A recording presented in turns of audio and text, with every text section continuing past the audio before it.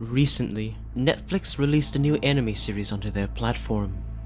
This particular show would be another of theirs adapted from a game, and despite all expectations, it would be able to expand on the universe it's set in, as well as tackle the game's themes in spectacular fashion. This is Cyberpunk Edgerunners. Although many know of the Cyberpunk series, for better or worse, through Cyberpunk 2077 by CD Projekt Red, it's important to first distinguish the two as their own separate entities. Now, a lot could be spoken about Cyberpunk 2077, whether it be its buggy release or the impossibility of it to live up to the hype, but those sentiments are something that I simply don't want to regurgitate. Personally, I was one of those who followed its development ever since its first teaser, and when launch day finally came, I went in and played through it without expectations, as above all else, I understood that this is just a game. Bugs and disappointment aside, what is there that it offers? Well, it allows a glimpse into the dystopian setting of Night City, a place with as much splendor as there is corruption. As one plays through the game, a lot can be learned about the world, whether it be through gigs or the locales, or even reading the many messages left on shards and computer terminals. Although Cyberpunk 2077 is only able to touch the surface of it all as a result of being a video game. Because it's a personalized player experience, most people may miss all the details of its lore and universe during their playthrough, which is why it's fortunate that a deal was made with Netflix and the Japanese animation company Studio Trigger to produce Cyberpunk Edgerunners. Now, because this show is still pretty fresh, as well as the fact one never knows if a new season could be greenlit, I will only talk about things that happened very early on. So, only slight spoilers are ahead for Edgerunners as well as 2077.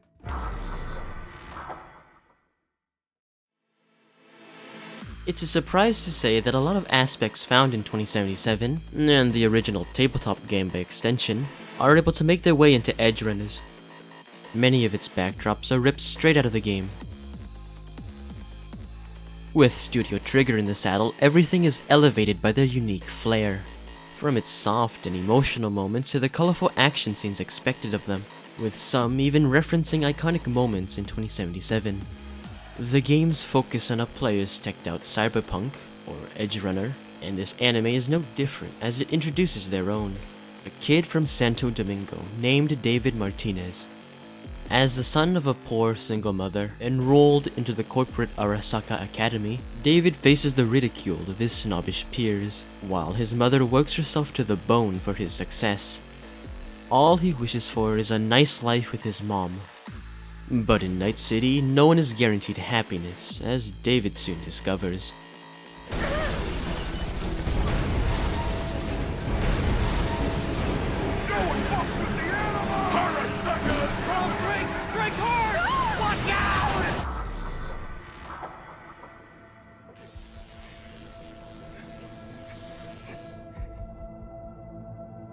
In this city, life isn't fair, as the rich get richer while the poor try to move up the food chain. The great equalizer to this inequality, however, is with crime and augments. In the world of Cyberpunk, body modification is not only a part of life, but also a way to become a one-man army.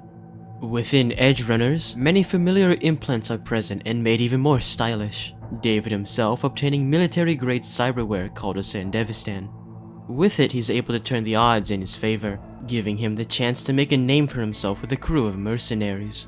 Together, they're able to rake in the cash for more firepower, and, more importantly, more days alive.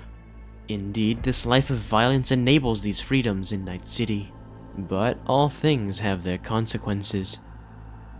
Death is a constant risk faced by the people of Night City, where even a stray bullet can end some unfortunate person at any time.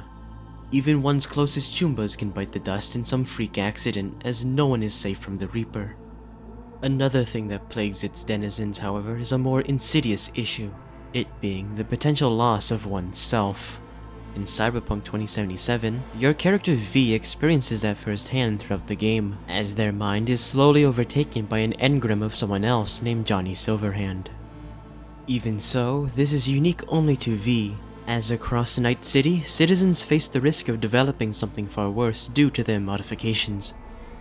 Cyberpsychosis. The point when one loses their mind. The point when they become violent. when people are no longer even seen as human.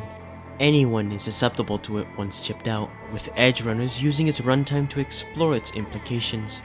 How close to the edge can one go with cyberware?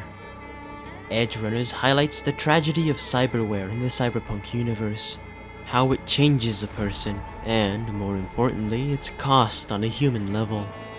In Night City though, how long one lives is irrelevant. Night City chews people up and spits them out, with happy endings here being far and few between. Instead, the question for its inhabitants is simple. Would you rather live in peace as a nobody, or go down into the history books? Quiet life, or blaze of glory?